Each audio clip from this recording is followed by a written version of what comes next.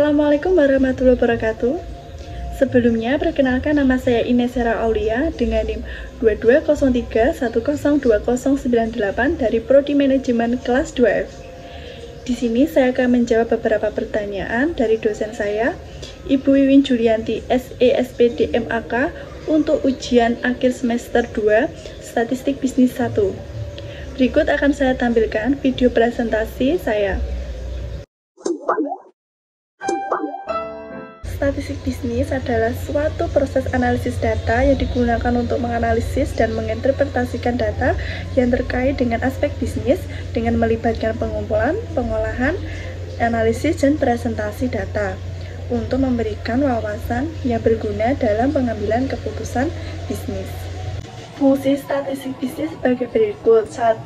Penggali informasi, yaitu membantu menggali informasi penting dari data bisnis. Dengan menganalisis data, statistik bisnis dapat mengidentifikasikan tren, pola, dan hubungan yang relevan antara variabel-variabel bisnis. Yang kedua, ada evaluasi kinerja, yaitu memungkinkan perusahaan untuk mengevaluasi kinerja mereka dengan mengumpulkan dan menganalisis data bisnis secara teratur. Perusahaan dapat melacak kemajuan dan mengidentifikasikan area yang memerlukan penelitian, yaitu dengan mengukur hasil dari strategi dan keputusan bisnis yang diimplementasikan. Penerapan statistik bisnis dalam bidang pemasaran, keuangan, produksi memiliki peran penting dalam mengambil keputusan yang efektif dan efisien. Yang pertama ada pemasaran.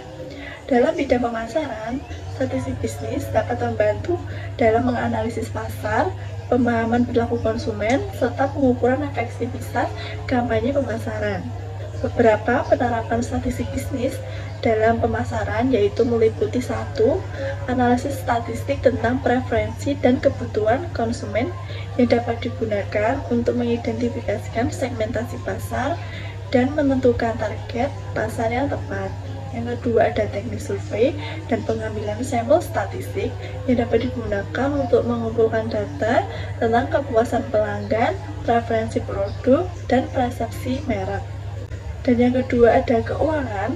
Dalam bidang keuangan, statistik bisnis digunakan untuk analisis data keuangan, pengelolaan risiko, serta peramalan keuangan.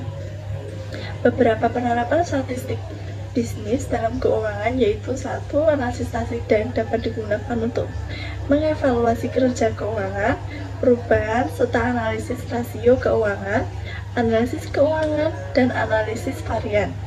Yang kedua, metode statistik seperti analisis regresi dan analisis portofolio dapat membantu dalam mengambil keputusan investasi dan diversifikasikan portofolio. Dan yang ketiga ada produksi. Dalam bidang produksi, statistik bisnis digunakan untuk mengoptimalkan proses produksi, mengendalikan kualitas produk, serta perencanaan produksi. Beberapa penerapan statistik bisnis dalam produksi yaitu meliputi 1. Statistik deskriptif dapat digunakan untuk menggambarkan dan menganalisis data produksi seperti distribusi waktu produksi, variasi produksi, atau efisiensi produksi.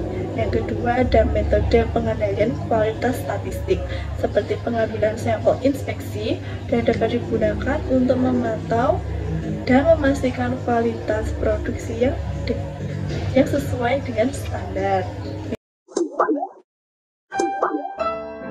Analisis statistik bisnis dikategorikan menjadi 2, yaitu statistik deskriptif dan statistik inferensial.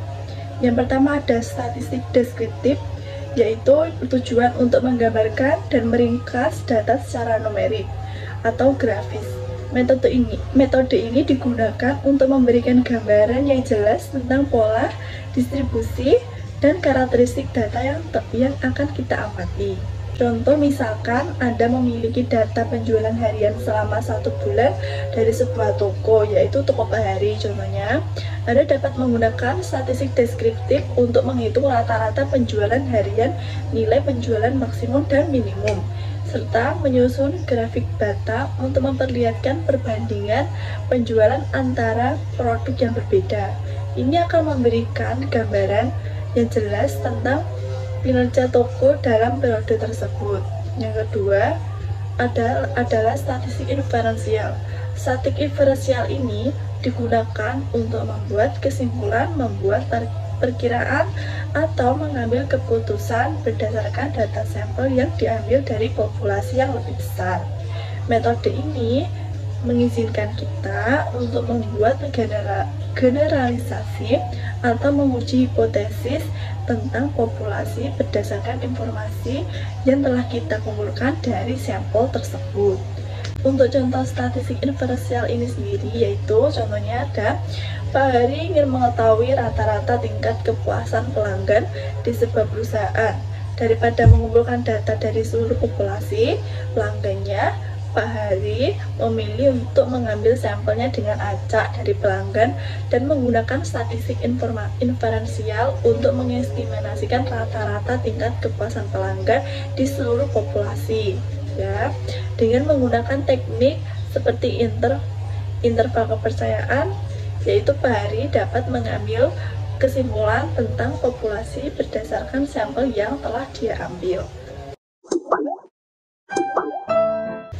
Yang pertama ada data kuantitatif. Data kuantitatif ini adalah data yang diukur secara numerik. Data ini berhubungan dengan jumlah, ukuran, atau besaran tertentu. Data kuantitatif dapat dianalisis secara matematis dan statistik untuk mendapatkan informasi yang terukur secara objektif. Contoh data kuantitatif ini yaitu meliputi 1. Pendapatan tahunan seorang perusahaan. Yang kedua, jumlah unit produk yang terjual dalam 1 bulan. Ketiga, tingkat inflasi dalam persentase. Yang keempat, jumlah pelanggan yang berkunjung ke toko dalam 1 hari. Yang kedua ada data kualitatif. Data kualitatif adalah data yang berhubungan dengan kualitas, atribut, atau karakteristik tertentu. Data ini tidak diukur secara numerik, melainkan berhubungan dengan deskripsi atau kategori tertentu. Data kualitatif ini lebih sulit untuk diukur dan dianalisis secara matematis, tetapi dapat memberikan wawasan mendalam tentang preferensi. Contoh data kualitatif meliputi 1. Jawaban ya atau tidak dalam survei kepuasan pelanggan.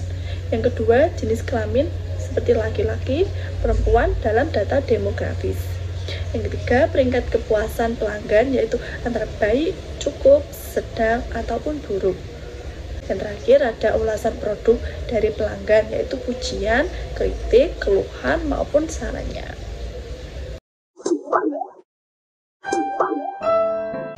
Yang pertama ada data primer. Data primer ini merujuk pada data yang dikumpulkan secara langsung oleh peneliti atau organisasi untuk tujuan penelitian atau analisis yang sedang dilakukan.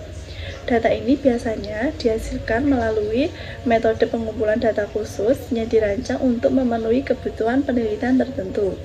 Untuk contoh data primer ini ada 1. Survei pelanggan, yaitu dengan sebuah perusahaan memungkinkan melakukan survei untuk mendapatkan informasi langsung dari pelanggan tentang preferensi mereka terhadap produk atau layanan tertentu. Yang kedua, ada observasi langsung, yaitu seseorang peneliti yang akan mengamati langsung kegiatan bisnis di lapangan untuk mengumpulkan data tentang konsumen atau perilaku konsumen atau proses bisnis yang akan ditelitinya. Yang kedua, ada data sekunder.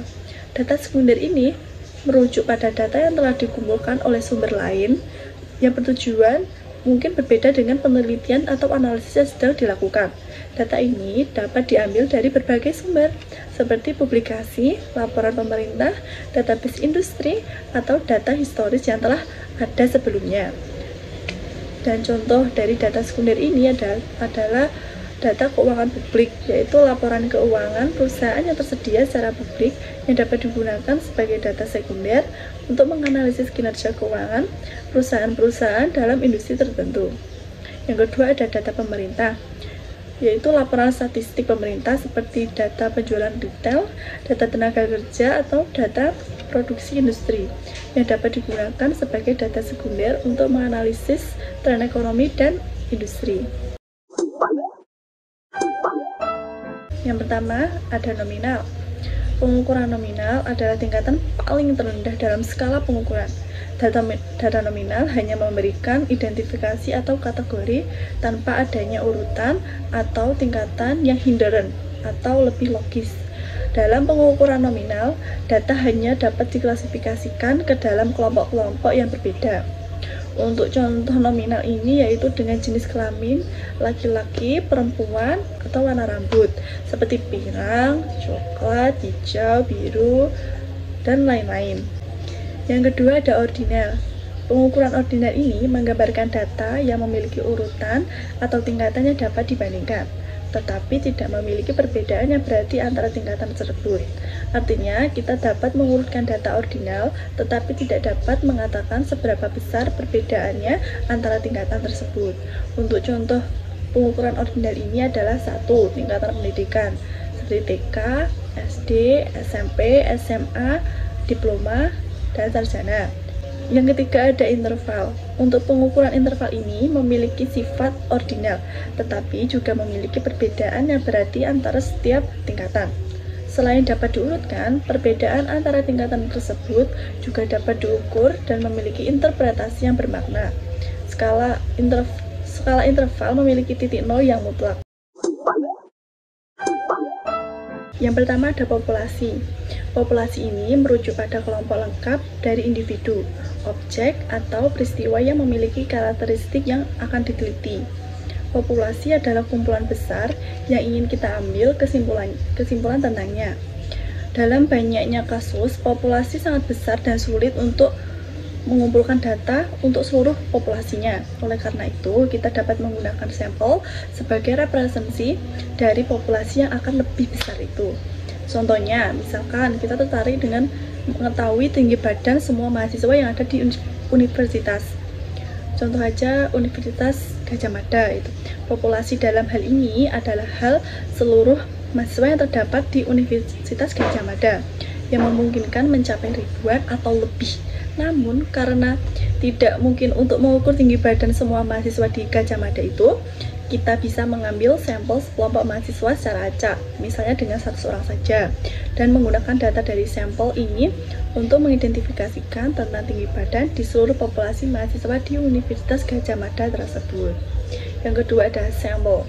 Sampel sendiri adalah sebagian kecil dari populasi yang dipilih untuk mewakili populasi yang seluruhnya, atau untuk seluruh populasi.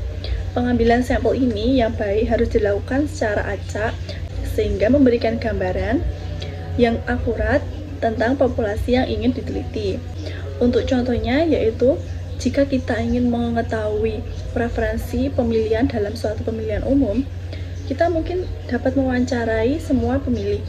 Sebagai gantinya kita dapat memilih sampel yang memiliki berbagai kelompok pemilih seperti usia, jenis kelamin, dan wilayah untuk mendapatkan informasi yang cukup tentang preferensi mereka.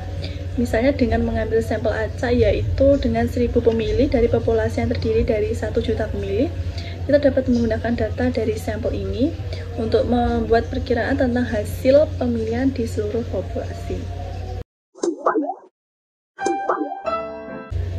Untuk yang pertama, kita akan memulai dengan wawancara. Metode wawancara melibatkan interaksi langsung antara peneliti dan responden. Instrumen yang digunakan dalam wawancara adalah panduan wawancara yang berisi daftar pertanyaan atau topik yang akan dibahas dengan responden. Panduan wawancara dapat berupa pertanyaan terbuka, tertutup, atau semi-terstruktur. Untuk contoh instrumen wawancara ini ialah 1. Daftar pertanyaan terbuka, yaitu dengan bagaimana Anda menilai pengalaman kerja Anda di perusahaan ini. Yang kedua ada daftar pertanyaan tertutup, yaitu apakah Anda memiliki pengalaman kerja sebelumnya? Itu dengan menjawab ya atau tidak. Yang kedua ada observasi. Observasi melibatkan pengamatan langsung terhadap perilaku atau kejadian yang relevan dengan penelitian. Instrumen yang digunakan dalam observasi adalah lembar observasi yang mencatat data yang diamati secara sistematis. Contoh untuk instrumen observasi adalah lembar observasi perilaku karyawan di tempat kerja yang mencatat tentang kehadiran, interaksi tim, dan produktivitas. Yang kedua ada lembar observasi yang mengamati perilaku konsumen di toko retail, yaitu dengan mencatat waktu yang dihabiskan di depan rak dan keputusan pembelian yang dibuat. Yang ketiga ada kuesioner, yaitu kuesioner adalah metode pengumpulan data yang melibatkan pengisian formulir atau angket oleh responden. Instrumen yang digunakan untuk kuesioner ini adalah berisi tentang pernyataan-pernyataan yang harus dijawab oleh responden. Itu contoh sendiri untuk instrumen ini yaitu kuesioner kepuasan pelanggan yang berisi pernyataan tentang kepuasan terhadap produk, pelayanan, ataupun merek. Yang kedua ada kuesioner penilaian karyawan yang berisi pernyataan tentang kinerja, kompetisi, kebutuhan untuk pengembangan. Yang keempat ada dokumentasi. Metode dokumentasi melibatkan pengumpulan data dari dokumen atau catatan yang ada. Instrumen yang digunakan dalam dokumentasi ini adalah berupa formulir pengumpulan data atau daftar periksa yang mencangkup tentang jenis informasi yang harus dicatat. Contoh dari instrumen dokumentasi ini adalah formulir pengumpulan data penjualan harian yang mencatat jumlah unit yang terjual, harga, dan pelanggan yang membeli. Yang terakhir yaitu tes. Metode tes ini melibatkan penggunaan instrumen untuk mengukur kemampuan pengetahuan atau keterampilan responden. Contoh untuk instrumen tes ini yaitu adalah tes pengetahuan produk untuk mengukur kualitas produk. Hipotesis penelitian atau dugaan sementara yang berfungsi sebagai dasar untuk menguji kebenaran atau kevalidasian suatu pernyataan melalui penelitian yang akan dilakukan. Untuk contoh hipotesis penelitian ini adalah konsumsi makanan tinggi serat secara teratur akan mengurangi resiko penyakit jantung. Dalam contoh permasalahan ini, bahwa mengonsumsi makanan tinggi serat akan mengurangi penyakit jantung. Dugaan ini benar dikarenakan beberapa orang telah mengatakan bahwa mengonsumsi makanan tinggi serat dapat mengurangi resiko penyakit jantung. Jadi hipotesis penelitian ini dapat diterima. Yang pertama, mean atau rata-rata. Mean adalah jumlah dari semua nilai dalam suatu data, kemudian dibagi dengan jumlah total nilai tersebut. Nilai mean ini digunakan untuk menggambarkan nilai rata-rata atau nilai dari suatu set data. Yang kedua ada modus. Modus adalah nilai yang paling sering muncul, yang dapat dikategorikan seperti nilai yang paling terpopuler. Contohnya adalah preferensi kepuasan pelanggan terhadap produk yang berbeda, yaitu modus dapat memberikan wawasan terhadap produk yang paling disukai oleh pelanggan. Yang ketiga ada median. Median sendiri itu adalah nilai tengah dalam suatu set data yang diurutkan secara numerik. Untuk menentukan median, data harus diurutkan dari nilai terendah hingga tertinggi, atau sebaliknya. Misalkan, jika Anda mengumpulkan data gaji karyawan, median akan memberikan informasi tentang gaji yang ada di tengah rentang data tersebut, sehingga dapat memberikan gambaran yang lebih tentang gaji rata-rata karyawan. Sekian video ini saya buat dengan sebaik-baiknya. Bila ada kata yang salah, saya mohon maaf yang sebesar-besarnya. Terima kasih. Wassalamualaikum warahmatullahi wabarakatuh. Thanks for watching. 버스 안에서 going 이불 속에서 going